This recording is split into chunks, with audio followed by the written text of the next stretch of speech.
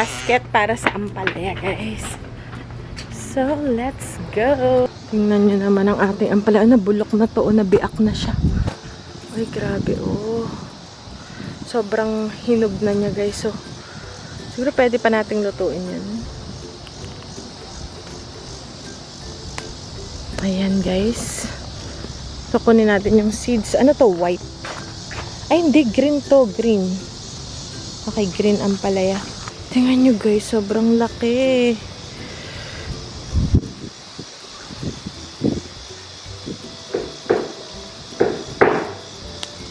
Okay. Ayan. Meron pa dito eh. Saan ba yung... Ito pa. Ay, grabe, guys. Magluluto ako ng ampalaya today. So, ayan.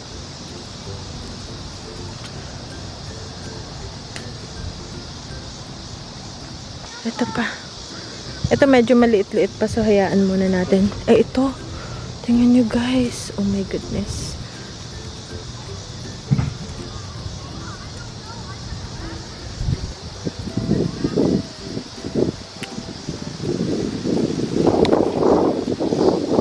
Okay. Meron pa dito eh. Yung malaki-laki na ito pa. Ito guys, pwede na rin to. Kasi lulutuin ko na to guys ngayon. Ayan, meron ako isda. Tapos bagay ang ampalaya.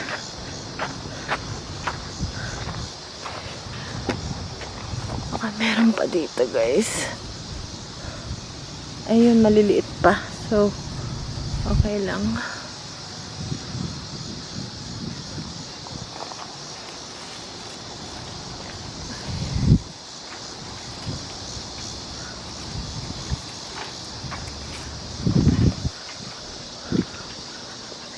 Okay, ito pa. Meron pa dito guys. Ayun, ito yung kurbado. Meron pa dito eh. Ito. So, siguro kung ano lang yung kakainin namin. Kami lang naman ni daddy ang kumakain ng ampalaya. Ayaw niya ng mga bata. Meron din dito guys, oh. Ito ay, ano na rin, oh. Kunin natin yung seeds. Nanilaw na. Sobrang hinog na ng ampalaya. Meron palang dilaw na ampalaya. Ayan. Tapos pa yung harvest nila kahapon. Tapos ito yung ating, grabe hindi namin makain guys, ang sour gherkin. Hindi na natin masapa. Tapos ito pa yung ating raspberries. Ayan, ang dami pa. Ayan, yan ko lang mga bata mag-harvest. Okay. Ito pa, oh. Ayan. Tapos meron din tayong, oh my goodness. Grabe itong okra.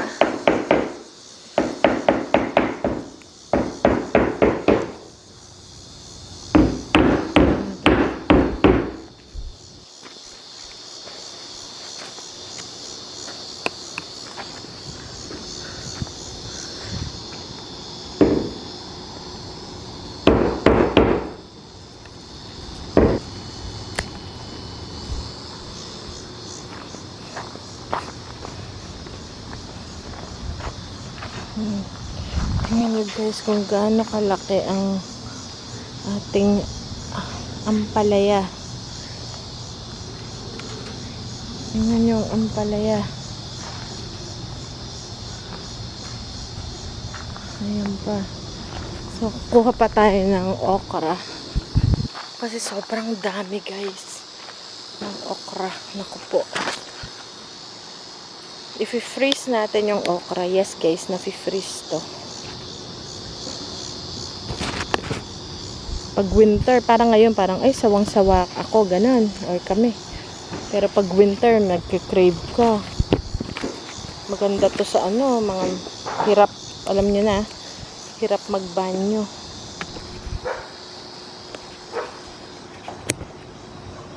Ito pa.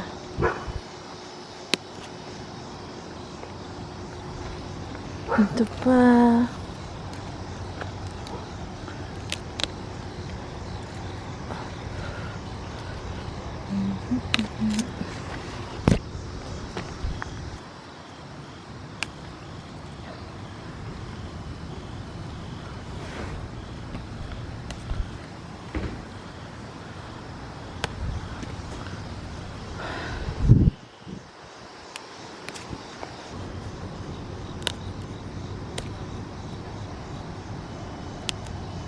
pa, meron pa ditong kamatis.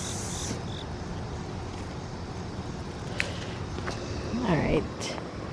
So, ayan pa. Ito yung pink ponderosa.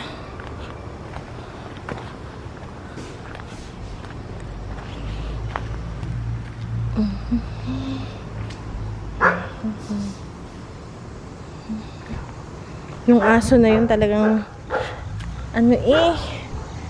hindi talaga kami tantanan. Yung aso ng kapitbahay. Alrighty. So, yan guys. Tapos, mayroon pa tayong black tomatoes dito. Blackberries, tuluyan ang wala na siyang guys. Meron pang konti. Ayan, dito. Naging magubat na tong side na to eh. So, yan na lang muna.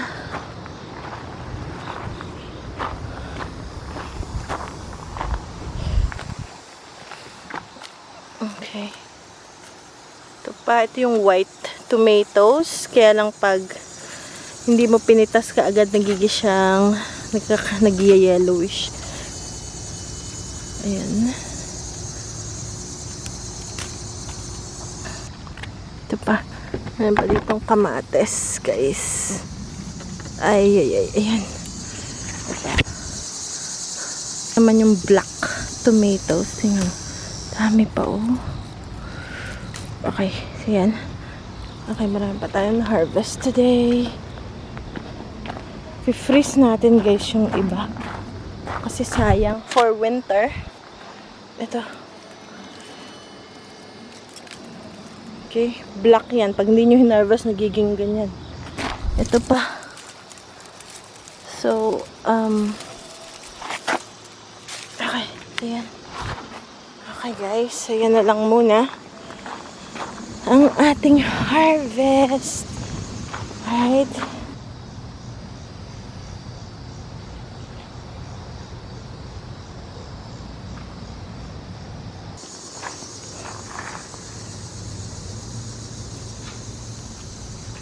Op.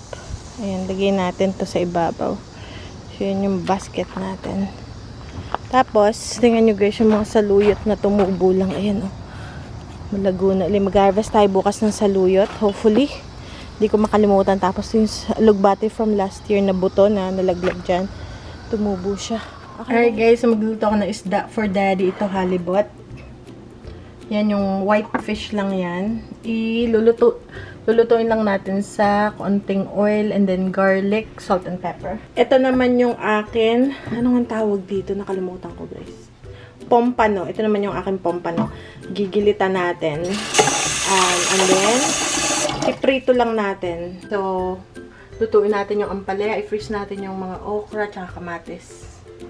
Para ma-preserve natin for the winter.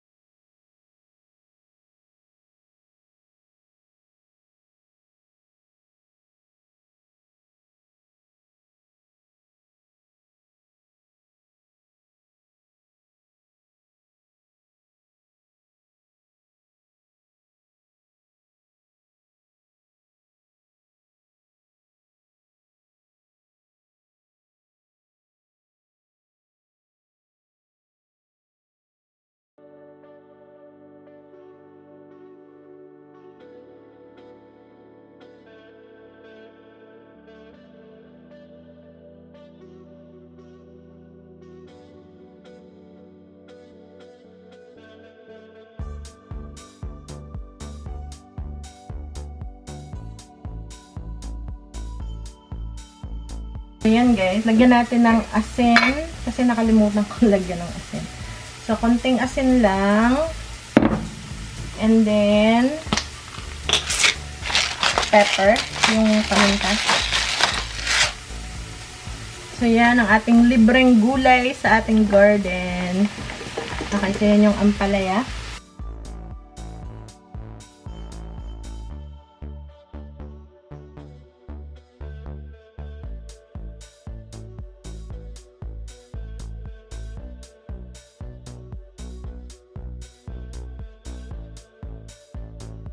So, dagdagan pa natin ng kamatis.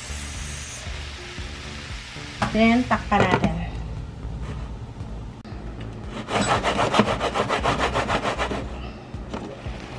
Yan na, guys.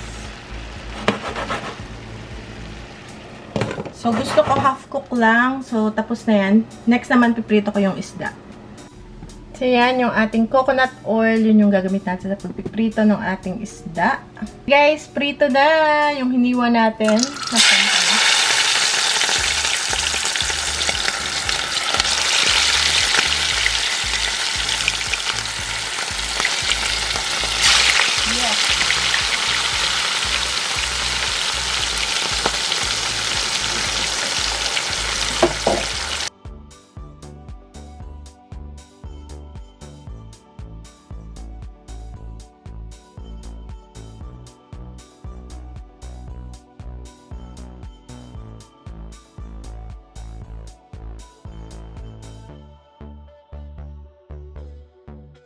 So, yan na guys, yung last batch ng pompano.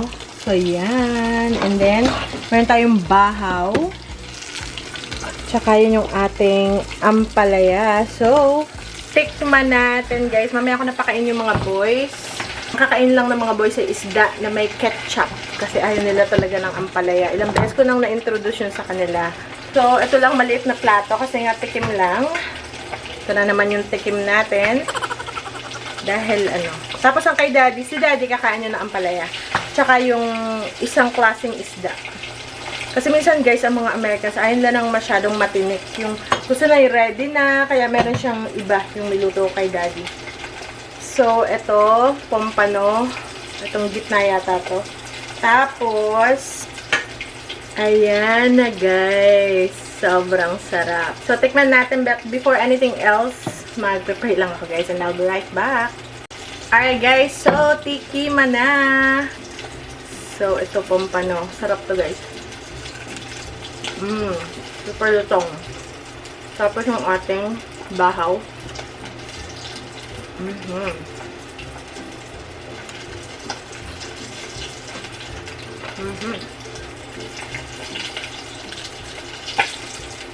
Sarap.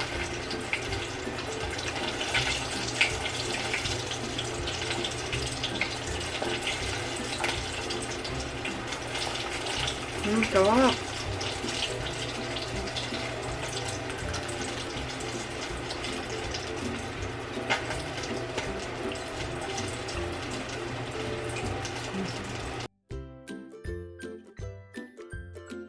Ayan. So, magluluto ako ng extra kanin para sa mga bata rin. Kasi hindi nakasya tong bahaw.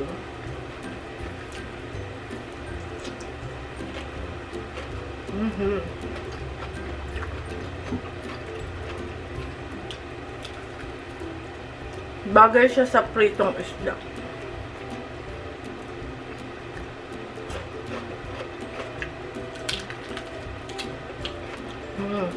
Yung balat ang lutong.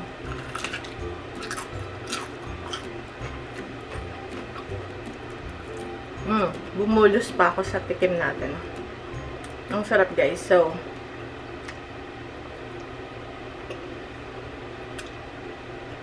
see you guys later. Checkin ko lang si daddy. Tatawain ko si daddy tsaka yung mga bata. It's time to eat and then kakain na kami. Ulit ako.